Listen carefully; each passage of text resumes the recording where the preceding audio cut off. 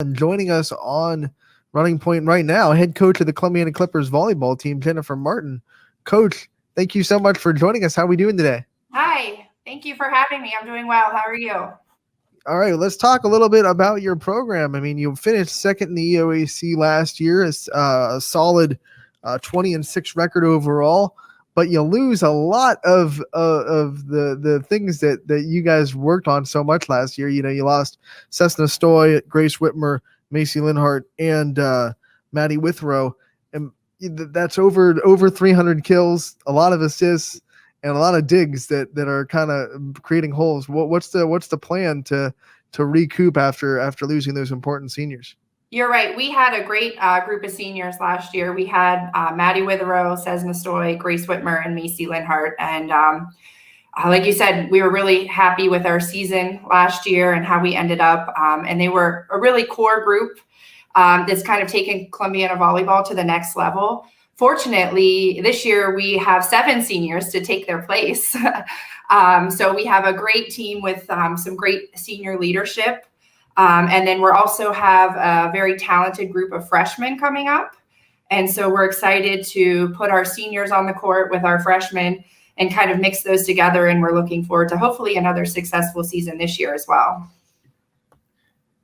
Coach Ty Bartell, last year it seemed like Wellsville was a huge thorn in your side.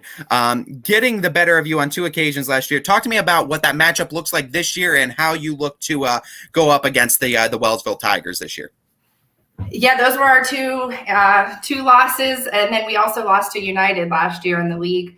Wellsville always has a great program. They've got a lot of girls that have a lot of experience.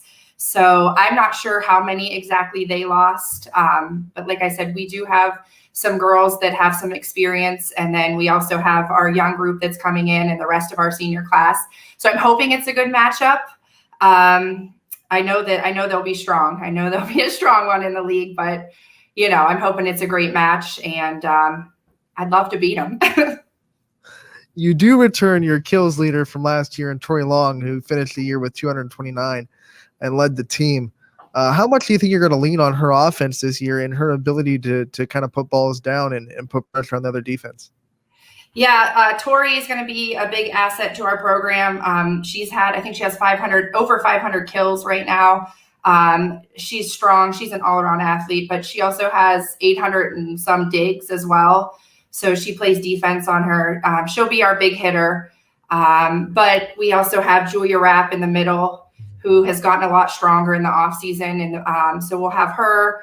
And then we also have a couple other seniors, Camille Zentner, Tommy Ross, Kaylee Cranville for the front row. And then we also have a few freshmen coming in. But for sure, Tori is our heavy hitter. We will rely on her. We're looking forward to seeing her in that senior leadership role because she is a 4-year letter winner. So now it's her turn to kind of step up and take our young team and show them the ropes as well. For those who may not know you, Coach, or know your type of culture for your team, run me through what a Jennifer Martin volleyball practice looks like. Oh, gosh. Well, we've spent a lot of time in the gym. We're really happy to be in the gym this year. Last year, we started the season in the Firestone Park because we weren't allowed to be in the gym together. So we spent a lot of time in the park, and we were only allowed to have a ball per person. So we did a lot of ball control drills, and obviously we were pretty successful. But I think that in the past couple of years, like I said, those seniors from last year, they really brought the culture of like expecting to win, expecting to work hard. So every day that we come in, you know, we're there to work. We go back to the basics, ball control, you know, serve, receive, things like that, and just kind of take the basics and try to like work to our strengths and what works for us. Like I said, we have, you know, our big hitters that we'll work on, but, you know, obviously defense is important too. So we have a new Libero this year taking Macy's role, Liv Samil. She transferred in from a different school last year. We're looking forward to having her on the court full time this year. Last year, she only had half a season with us as a transfer student. So we're really looking forward to having her, and we just work. We work as much as we can. When you talk about the culture and the success that the program has had over the years, not just last year, but it's a historically successful program. What's it like, kind of just trying to keep that afloat and trying to keep the success where it's been for so long? I think that, like I said, I think our girls have really embraced that. Our girls want to be successful. We have a lot of young talent. They're pushing. They're working in the off season. A lot of girls are playing club ball. So, they really want to get better. They've kind of taken on that role as well, that, we got to work to be successful, and we're going to do what we can to get wins. And our big goal is to put years up on our board in the gym. Outside of in-game talk, Coach, talk to me a little bit about the mental side of the game for these players and getting that team camaraderie and team chemistry. How do you look to build that? How have you built that over the years, and how do you look to maintain that this year? I think that's a big part of the game, especially with girls, and especially in volleyball with rally scoring now. 1 point can turn into 2 points, can turn into 5 points pretty quickly. So we do work a lot on mental toughness, just working on drills and things that, you have to do a certain thing before we're done or before we're out. Our group of girls, they're the nicest group of girls that we could have. They all get along. They're all friends. They've welcomed the new varsity players in, and we do a lot of team building. They do a lot of team building on their own. They have their own sleepovers and tie-dye parties and stuff like that. So I just think the fact that, we just really have a lot of nice kids in our district, and the fact that they all get along and they all kind of have that common goal has really been a positive for our program. Anyone that watches volleyball knows how important communication is on the court when the ball's in the air. What's your favorite communication drill to run to make sure that the team is good with their communication skills? Well, that's something we're working on this year. We play a game that we get points for talking, and it's basically called like chaos. And so on the sidelines, we'll have coaches score if the girls call the ball, if the girls call where the hit's coming from, if the girls call for a hit, if the setters call, and it ends up like going to 100. I always make up the points half the time because it gets so loud in the gym. I can't tell who's talking and who's not. But it definitely gets kind of crazy there. So we kind of work on that. And that's just a big thing that we're pushing, is communicating with each other, because most volleyball teams are successful when they are able to communicate with each other. Coach, there's no doubt that volleyball has been growing exponentially too, especially within the last 5 years, I would say, and go back even further, the last 10 years. Talk to me a little bit about your roots in volleyball, what got you involved, and how you've seen it evolve since you've been involved. Well, when I played, you had to score to win a point. So that was a long time ago. I played at Springfield, and I had Coach Knight as a coach. So I really enjoyed my time there. After I graduated, I decided to take on a coaching role. I coached club starting at 18. So I've actually been coaching for almost 20 years now. I can't believe I'm that old to say that.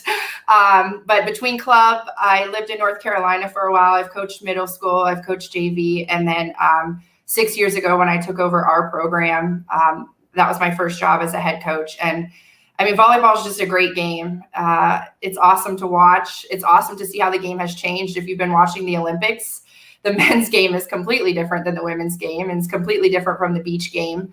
But the basics are all still there, and the skills are all still there. Like I said, what we work on in practice. So just as a player throughout school, I just kind of fell in love with the game. And then, playing on club teams and then coaching club teams and things like that. That's just kind of how I got there. Now, with Columbiana and what you guys have going forward, what are some goals that this team has set this year to meet that checklist that you look at the end of the season and say, we completed our goals? What are some of the ones that you guys have set already? So we haven't quite had that sit down conversation yet about specific goals. I know the success that we had last year is definitely on the girls' minds. Being in the district championship game, that hasn't happened. I think that was the first time for us since at least 10 years. And I think in 10 years, that was the first time. So that was a big success for us last year. I know that they have that on their mind. But I know we're going to start with little goals. Like I said, communication is going to be a big goal this year. Learning to work with each other, because we do have a newer group on the floor, girls that haven't played together. So those are going to be like some little goals that we work on. And then, the league, we've not won a league in, I think, 20 years at this point. So I know that they would love to see 2021 up on the board. That's kind of where we look. We look at the gym. We love to have our years represented up in the gym on what we did that year. But we're definitely going to start with some small goals of just as a team, what we need to do to be successful, and then kind of look ahead to, league, and then go from there. We got to have those sit down conversations real soon. We're only day 4 right now. Now, developing youth is so important. So what does Columbiana do to get the kids developed before they get to you as freshmen? So we have a good middle school program. We actually have 2 new middle school coaches this year, and our 2 middle school coaches are also Columbiana alumni, which is awesome. One of them is one that I coached, so I'm really excited about having her in the program. Coach Mosier is coaching our 7th grade, and then Coach Peak is coaching our 8th grade. She's also a Columbiana graduate from earlier. She's not as young as Coach Mosier. She spent time with Coach Wilkinson when she played in the program, and Coach Heasley. So they do a great job, and they kind of know the expectations of, what we're getting ready for when they get to high school. And we have a few girls that do play club early. We also run a couple like little spikers camps. We had some 3rd, 4th, and 5th graders in the gym earlier this year in the summer, which was really fun to see them in there and kind of get them excited. They all got to go home with a volleyball, so we're hoping that they're using that and playing and kind of learning. And then we also offer a couple other middle school camps throughout the season. In the fall, we'll have our 5th and 6th graders come back in just to kind of see and see how the game goes, and then we'll invite them to come to a game. And then in the spring, we try to get our 6th graders in the gym as well, just to kind of get them used to the game so that they're ready for 7th grade when they start in June. Coach, talking about the challenges that you expect the team to face this season, talk to me about one of your biggest challenges you face as a coach. Maybe not just in the season, but overall, one of your biggest challenges that you face as a coach. Biggest challenge as a coach? Oh my. Do I just have to name one? No.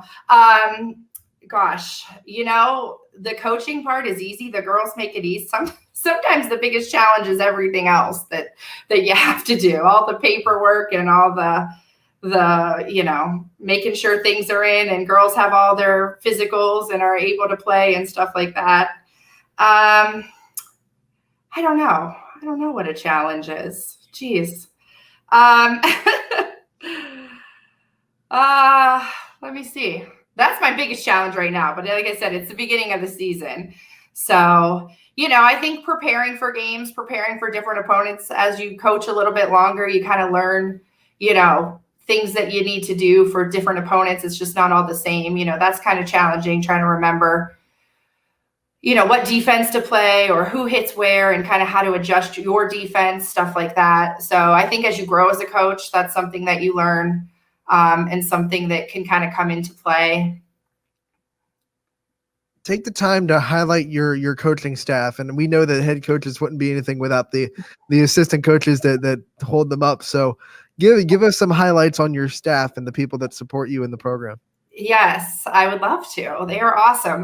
So like I said, our 7th and 8th grade, we have Coach Mosier. She just graduated and she played throughout the Columbiana program through 7th through 12th grade.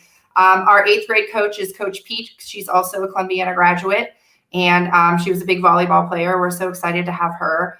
And then my 2 assistant coaches, I actually have 2 new ones this year, but one's not really new. Coach Wilkinson, she has been in Columbiana volleyball for a long time.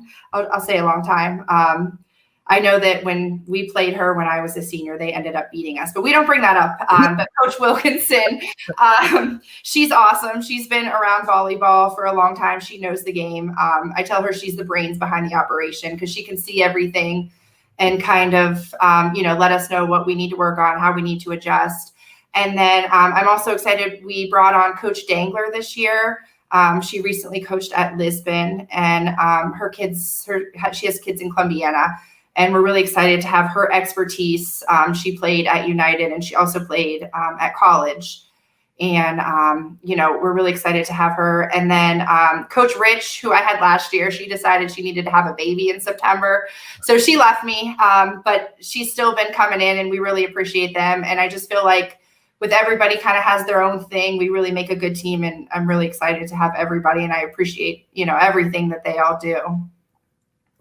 Coach, we talk a lot about the community involvement and how important that is to sports. Talk to me a little bit about how important it is to have, we know there's good parents and there's bad parent interactions with every school, and I think everyone experiences at least one. Talk to me how important it is to have a good foundation of parents backing these schools and these teams. Yeah, parents really, they're a key part, just like in school, the parents set the foundation. And like I said, we have the greatest girls. Our girls are so nice and great. And that comes from home. We appreciate all the parent support and everything that they do for us. And, we always run a couple fundraisers, and they're always willing to help out. We always run like a pink game, and the amount of donations and things that come in from them are just unbelievable. So, you're right. The parents are important, and, them just kind of their role as a parent and them respecting our role as a coach is something that, can make a program successful or not. Backing that up, I know all the parents alternate with snacks they bring to the team every night. What's the best snack that you've seen a parent bring with your coaching? Because I know sometimes they get real creative with what they bring. Some of these treat bags that they come up with. I mean, I am not a fancy person. If there's an easy way to do something, like when it comes to whatever, like I figure it out. I mean, if I was like a treat bag, they would be getting like Lunchables. But these treat bags have like volleyballs cut out of them. They have the kids' names. They have the numbers. They're like ribbons hanging off of them. They're amazing. Like I would be passing out Lunchables because I just feel like I don't put time into that. But no, they're awesome with that. And the homemade pepperoni rolls are pretty awesome when those end up in the treat bags. Homemade cookies. I mean, and I really anything that anytime somebody wants to give me food, I'm not going to complain. But yes, the homemade pepperoni rolls those are where it's at. Here we are at lunchtime talking about snack bags, making everyone hungry. We still have 2 hours of a show to talk. Just to expand the community outreach and then the community support that you guys get at Columbiana is some of the best that I see.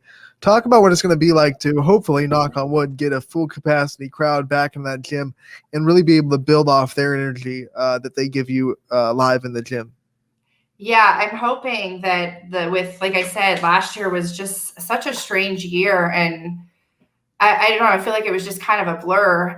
But one of the big things was that we couldn't have our full attendance, and each kid was only limited to, I think, 2 tickets. I think the seniors got 4 tickets. So it was, really kind of interesting on who came to the games and who didn't. So we try to do a couple community things to get some people in the gym. Next week, we're going to have an alumni game where alumni come in and get to play. So we're hoping that some of them will be able to come back and support. It's always nice to have them back in the gym. And like I said, we always do a pink game and get a lot of people. But we're hoping this year to have the full capacity and, to get the people cheering so that we do have that home crowd advantage.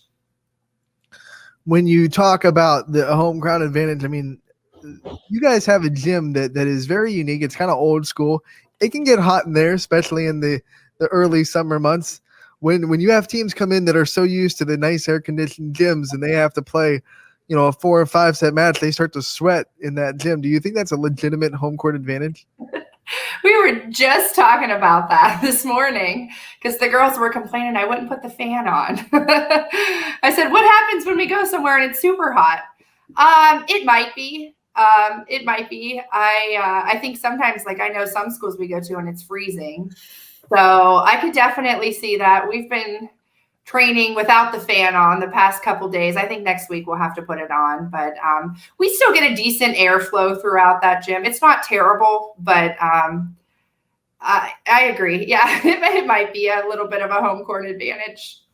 I think that Clipper clap is a home court advantage too. We got to get that going this year. Get that Clipper clap going, you know. Yes, we might do that next week at our alumni game. Maybe we'll have a practice.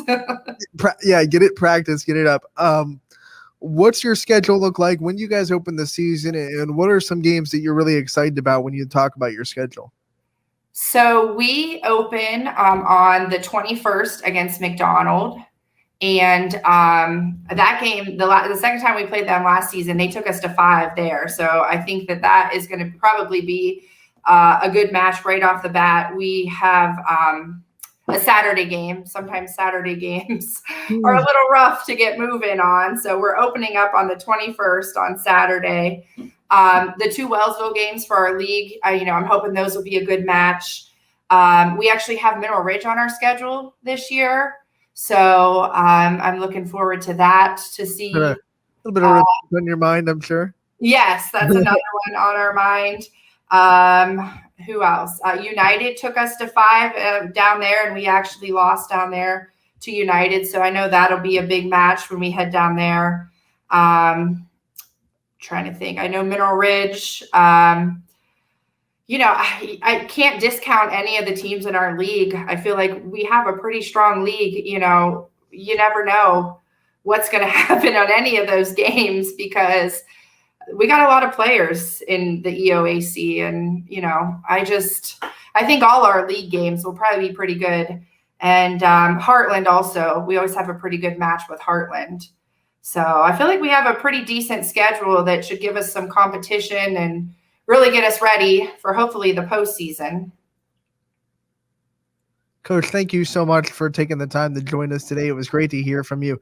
We look forward to the season starting and getting to cover you guys as the season goes along. We'll talk to you again real soon. Yes, thank you so much. I want to say thank you to you guys for covering the local sports. It's just awesome, the amount of sports that you cover and the variety of sports. So we all really appreciate all that you guys do too. So thank you very much. We definitely love it, and we'll get down to that gym and we'll teach people how to do the Clipper clap. All right. Okay, that's awesome. Thank you. All right.